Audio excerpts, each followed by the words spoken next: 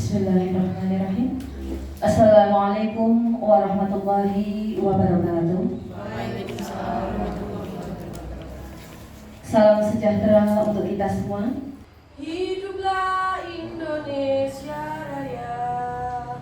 Indonesia tanah airku.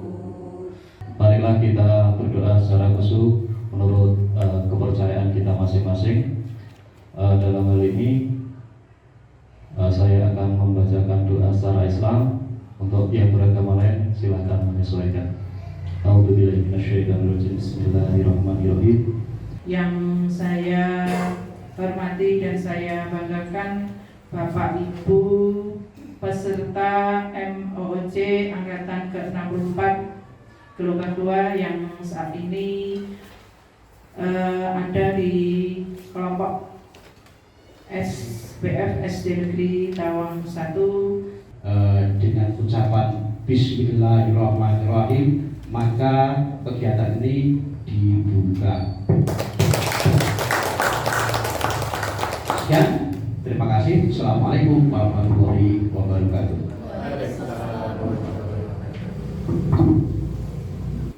Rekan-rekan peserta MOOC di hari terakhir, mulai dari tanggal 30 sampai hari ini dan seminggu sebelumnya itu diizinkan dinas secara nasional peserta MOOC tidak boleh mengadakan kegiatan pembelajaran.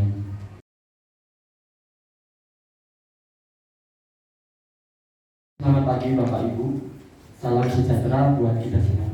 Di sini saya akan melaporkan laporan orientasi instansi pemerintah bagi P3K Dinas Pendidikan, Kebudayaan, Kepemudaan, dan Olahraga Kabupaten Semarang tahun 2023.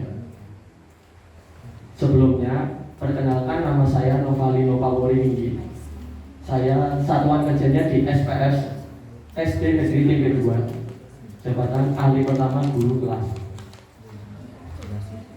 Nah, untuk judul yaitu peningkatan keterampilan dasar komputer, Microsoft Word, Excel, dan PowerPoint pada ekstrakurikuler TIK bagi peserta didik di kelas 5 SD Negeri TP 2. Nah, di sini di bab 1, di bab pendahuluan ada dasar-dasar yang sama yang diambil dari buku. Kemudian ada maksud dan tujuan orientasi P3K. Kemudian ada waktu dan tempat orientasi P3K. Kemudian di bab 2 ada nilai dan etika pemerintah Kabupaten Semarang yang di dalamnya berisi visi dan misi pemerintah Kabupaten Semarang 2021 sampai 2026. Kemudian ada manajemen kepegawaian dan penilaian kinerja P3K. Lalu ada disiplin P3K.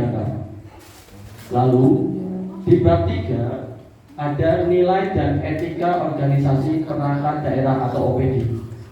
Yang di dalamnya ada visi dan misi Dinas Kependidikan Kabupaten Semarang. Kemudian di sini ada profil SPF SD Negeri TP 2. Lalu di sini ada visi dan misi SDN Negeri TP 2. Visinya SD Negeri TP 2 mau terwujudnya peserta didik yang berakhlak mulia, berprestasi, terampil, serta sehat jasmani dan rohani. Nah, untuk misi yang berkaitan dengan judul saya akan menitik beratkan kepada yang kedua, mampu mengembangkan keterampilan serta memiliki ilmu pengetahuan guna melanjutkan ke jenjang yang lebih tinggi. Ini ada tugas dan fungsi P3K SD Negeri TP 2. Tugas pokok P3K SDN Negeri TP 2. Nah, ini yang berbeda. Di bab 4, rencana hasil kerja P3K. Untuk tujuan instansi terwujudnya peserta didik yang berakhlak mulia, berprestasi, terampil, serta sehat jasmani dan rohani. Untuk rencana hasil kerja pimpinan ada 3. Pengembangan kompetensi lulusan, pengembangan kompetensi guru, dan meningkatkan kegiatan supervisi. Nah, untuk identifikasi masalah atau isu yang berkembang di SD Negeri TP 2, terutama di kelas 5, itu satu, kurangnya keterampilan peserta didik dalam menggunakan perangkat IT. Dua, itu berkaitan dengan pelaksanaan AEBK di sekolah dasar setiap tahunnya. Kemudian yang ketiga, pelaksanaan lomba-lomba yang terutama menggunakan perangkat IT. Nah, itu yang berkembang di SD Negeri TP 2. Nah, untuk gagasan yang saya ambil yaitu ada dua. Perlu adanya kegiatan mengenai pengenalan perangkat-perangkat IT, entah itu software atau hardware-nya. Kemudian pelaksanaan kegiatan optimalisasi keterampilan peserta peserta didik di bidang IT. Ya, 5 tahun saya di SD Negeri TP 2. Pada tahun pertama, tahun 2003, itu saya akan berkonsultasi dengan kepala sekolah. Sebenarnya untuk hal ini kepala sekolah kami itu sudah mengadakan rapat pleno dengan Bapak Ibu wali murid. Jadi beliau ada keinginan bahwa untuk itu ada peningkatan keterampilan di bidang komputer seperti itu. Lalu di yang kedua itu akan menyusun modul ajar. Nah, modul ajar kepelatihan terutama di bidang Microsoft Word, Excel, dan PowerPoint. Nah, jadi seberapa dalam atau seberapa banyak materi nanti akan kami lihat lagi dan dikonsultasikan tentunya dengan kepala sekolah. Yang kemudian yang ketiga itu ada persiapan perangkat-perangkat yang dibutuhkan. Nah, jadi tidak hanya komputer, tapi juga berusaha mengenalkan bahwa selain laptop itu ada komputer, ada headset, dan berbagai macam, dan printer. Kemudian yang keempat itu pelaksanaan pelatihan tentunya menggunakan Microsoft Word. Jadi peserta didik saya minta untuk belajar mengetik. Jadi untuk meningkatkan keterampilan dalam menggunakan papan keyboard di dalam laptop atau komputer seperti itu. Nah, yang kelima itu ada evaluasi. Jadi di dalam evaluasi ini nanti setiap pelaksanaan harusnya ada kartu kendali. Jadi seberapa jauh peserta didik ini sudah paham dan bisa melaksanakan kepelatihan itu nanti ada centangnya, ada tanda checklistnya seperti itu. Nah, tadi yang disampaikan sama Bu Nurgati saya tambahkan sendiri. Kemudian di kegiatan 6 ada yang namanya refleksi. Jadi dari kegiatan refleksi itu saya seberapa tahu peserta didik ini sampai mana kemampuannya. Jadi nanti di tahun kedua saya akan membuat modul ajar itu seperti apa? Apakah nanti akan menambah terlalu banyak atau dicukupkan? Terutama yang di tahun kedua ini berkaitan dengan Microsoft Excel. Nah, seperti itu. Kalau Microsoft yang Excel yang sederhana kan menjumlahkan, mengurangi, membagi atau perkalian seperti itu. Nah, tadi di tahun kedua yang seperti yang saya sampaikan, di tahun kedua itu akan melaksanakan kepelatihan mengenai Microsoft Excel. Nah, Bapak Ibu pasti sudah tahu dan sudah paham kalau Microsoft Excel itu seperti apa. Nah, yang untuk tahun ketiga di tahun 2005 itu akan melaksanakan keterampilan di bidang Microsoft PowerPoint. Jadi peserta didik itu bisa membuat PowerPoint secara sederhana. Jadi nanti mungkin di jenjang selanjutnya di SMP mereka tidak kaget dengan presentasi menggunakan PowerPoint. Nah, tentunya ini akan berkaitan nanti dengan yang di tahun 2026. Jadi di tahun 2026 itu saya akan melaksanakan kegiatan istilahnya mengenalkan kepada peserta didik cara mencari gambar, bahan bacaan, video itu melalui mesin pencari, baik itu menggunakan browser Google Chrome atau Microsoft Edge atau yang lainnya. Dan yang terakhir di tahun 2027 itu saya akan menyebarluaskan kepada Bapak Ibu sejawat seperti itu. Lanjut Mas.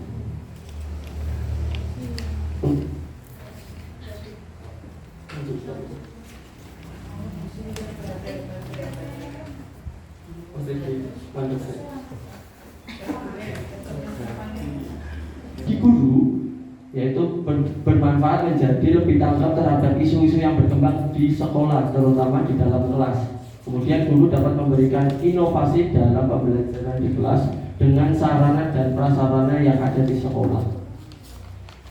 Lanjut Mas. Kemudian bagi peserta didik, meningkatkan keterampilan peserta didik di bidang IT dan meningkatkan keterampilan peserta didik yang dapat beradaptasi dengan perkembangan teknologi. Kemudian untuk sekolah, meningkatkan kualitas sekolah sesuai visi dan misi, terutama ini visi dan misi SD Negeri TP 2, dan kemudian mewujudkan sekolah yang dapat menyesuaikan dengan perkembangan zaman. Ya, itu sekian presentasi dari saya kembalikan kepada Ibu Moderator. Terima kasih atas paparannya. Langsung kita masuk ke sesi 2 karena keterbatasan waktu, maka kami buka 1 pertanyaan. Bagi yang mau bertanya kami persilahkan. Ya, terima kasih atas waktunya. Ini saya Arifin Santoso mau menanyakan kepada Pak Noval tentang apa sih kelebihan dan kekurangan tentang kegiatan yang Anda lakukan ini. Terima kasih, mungkin itu yang dapat kami tanyakan. Ya, tentunya terima kasih atas pertanyaannya. Jadi untuk kelebihannya, peserta didik itu dapat memiliki kecakapan yang sesuai dengan perkembangan zaman. Seperti itu Mas Budi, Pak Budi. Kemudian untuk kekurangannya, tentunya ini berkaitan dengan sarana dan prasarana yang ada di sekolah, terutama di SD Negeri TP 2. Dan kemudian untuk kekurangannya lagi ini adalah mencari waktu, karena kan kalau ekstrakurikuler ini pasti di luar jam pelajaran. Seperti itu Pak Rudi. Terima kasih. Baik, untuk sesi kedua kami tutup, masuk ke sesi ketiga yaitu tanggapan dari member. Para guru kami persilahkan. Baik, selanjutnya saya akan memberikan tanggapan dari apa yang telah dipresentasikan oleh Pak Novalino Pawori. Ya, pada bab 4 rencana hasil kerja P3K kegiatan nomor 1 untuk penerapan nilai-nilai berakhlak ditambahi dengan kolaboratif. Kemudian pada kegiatan 2 menyusun modul pelatihan IT. IT pelatihan apa pembelajaran? Ya, diganti ya, pelatihan. Pelatihan kan Anda sebagai bukan sebagai guru, sebagai pelatih ya. Kan sebagai guru, kita sebagai guru. Kemudian untuk nilai-nilai berakhlak ditambahkan adaptif. Kemudian pada kegiatan keempat melaksanakan pelatihan mengetik, jangan pelatihan ya, pembelajaran kan ini ke itu. Kemudian nanti refleksinya sudah dituliskan. Kalau di situ belum Ibu. Ya, terima kasih sudah disikapi dengan baik ya. Itu refleksi. Kemudian untuk tahun kedua ini masih melaksanakan pelatihan ya. Pelatihan. Kemudian tahun ketiga, keempat itu sama masih berbunyi pelatihan, nanti di itu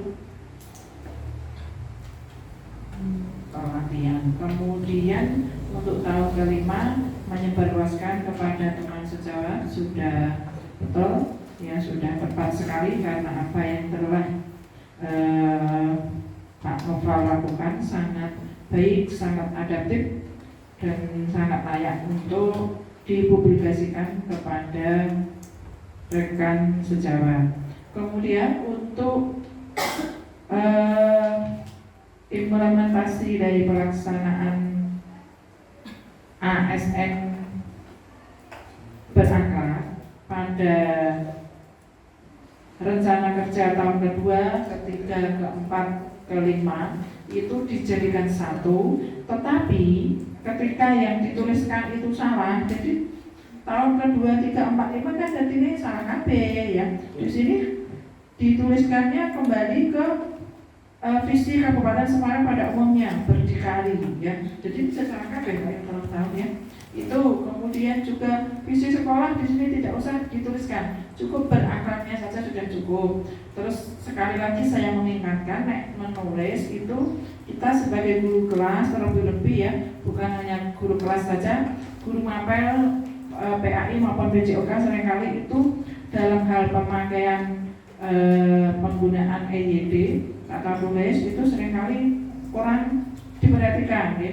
Contoh dalam penulisan visi misi SD Negeri Timik 2, di sini SD-nya kapital betul, negerinya ya rasa kapital KB kan bukan singkatan, negeri N-nya saja yang kapital, Timik nama desa T-nya saja yang kapital, orang KB kapital.